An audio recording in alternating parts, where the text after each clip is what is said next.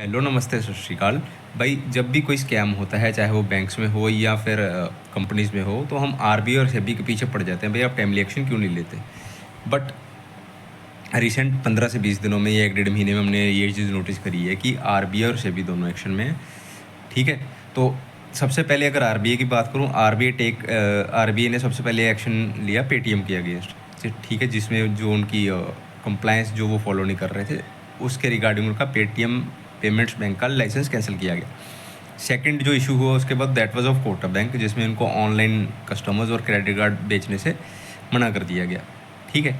और तीसरा एक्शन उसके 2 दिन बाद फिर से हुआ, जब आरबीआई ने प्रोजेक्ट फाइनेंस को लेकर जो नॉर्म्स इनिशियली थे उनको थोड़ा और टाइटन किया, ठीक है? तो एक तो ये इशू हुआ। उसी की पदचिन्हों पे चलते हुए सेबी ने भी आईसीआईसीआई सिक्योरिटीज़ के रिगार्डिंग एक नया एक्शन लिया है।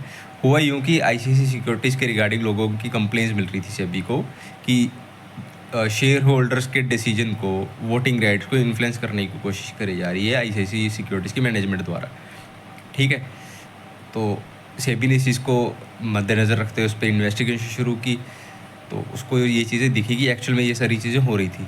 जब सेम चीज़ ऑफिशियल से कंफर्म करेगी तो ऑफिशियल्स वर सेइंग कि भाई हम लोग मर्जर को लेके ज़्यादा एग्रेसिव हैं और जो भी ये किया जा रहा है मर्जर को लेके किया जा रहा है। तो लेकिन सेबी को जब इसमें डिस्क्रिपेंसीज दिखी तो व्हाट सेबी डिड, सेबी ने उनको डीलिस्ट करने के जो नॉर्म्स पे है वो डाल दिया कि भाई आप अपनी डीलिस्टिंग कराओ स्टॉक एक्सचेंज से, हमें ऐसे प्लेयर्स रखने ही नहीं हैं जो हमारे इन्वेस्टर्स के हित में काम नहीं कर रहे।